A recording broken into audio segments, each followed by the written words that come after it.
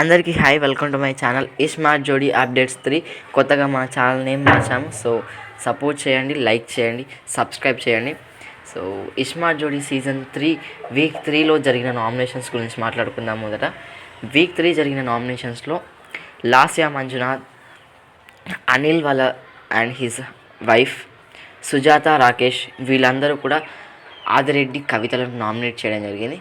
ఎందుకు అనేది కూడా చెప్తాను. ఇప్పుడు కవిత ఈజ్ ప్రెగ్నెంట్ అనేసి మనకు ఇంతవరకు తెలియదు, బట్ ఆ ప్రోమోలో మనకు తెలిసిపోయింది.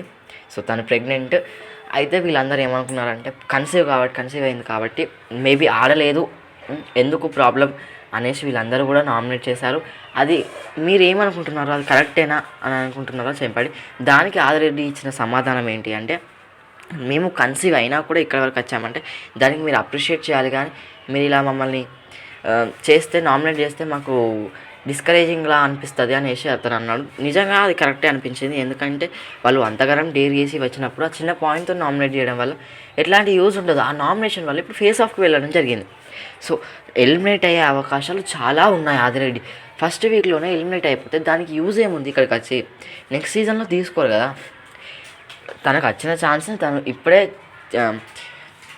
యూటిలైజ్ చేసుకోవాలనుకున్నాడు కాబట్టి యూటిలైజ్ చేసుకుంటున్నాడు. కానీ ఇప్పుడు వీళ్ళ వల్ల ఏమైందంటే తను నామినేట్ అయ్యాడు, ఫేస్ ఆఫ్కి వెళ్ళాడు. సో ఎలిమినేట్ అయ్యే అవకాశాలు కూడా చాలా ఉన్నాయి. 99% కూడా అవకాశాలు అలాగే ఉన్నాయి. సో మీరు ఏమనుకుంటున్నారో కామెంట్ బాక్స్లో కామెంట్ చేయండి. ఎందుకంటే సోనియా, యష్ వచ్చే అవకాశాలు ఎక్కువ అక్కడ నుంచి. ఎందుకంటే ఆల్రెడీ అమర్దీప్, సరస్వతి గారికి రింగ్స్ వచ్చేసాయి. సో వాళ్ళు వచ్చే అవకాశాలు అస్సలు లేదు. కాబట్టి అటునుంచి సోనియా వాళ్ళు వచ్చే అవకాశాలు ఎక్కువ ఉన్నాయి. అందరు కలిసి సోనియానే నామినేట్ చేస్తారని నేను అనుకుంటున్నాను. సో సోనియా, ఆదిరెడ్డి ఈ ఇద్దరిట్లో ఎవరు ఎక్కువ ప్రియారిటీ ఇస్తారంటే ఖచ్చితంగా స్మార్ట్ జోడీ వాళ్ళు సోనియా, యష్ వాళ్ళకే ప్రియారిటీ ఇస్తారు. కాబట్టి ఖచ్చితంగా ఆదిరెడ్డి ఎలిమినేట్ అయ్యే అవకాశాలే ఉన్నాయి. మీరేమనుకుంటున్నారు? ఆదిరెడ్డి ఎలిమినేట్ అవుతాడా, అవ్వడా? నిజంగా అతను ప్రెగ్నెంట్గా ఉన్నప్పుడు ఆమె ప్రెగ్నెంట్గా ఉండడం ఎందుకు ఆడడం సేఫ్టీ కాదని మీరు అనుకుంటున్నారా? ఏం కాదు, థర్డ్ మంతే కాబట్టి ఆడచ్చు, ఆడి గెలవచ్చు ఇప్పటికి కూడా అని అనుకుంటున్నారా? కామెంట్ బాక్స్లో కామెంట్ చేయండి. Thank you for watching.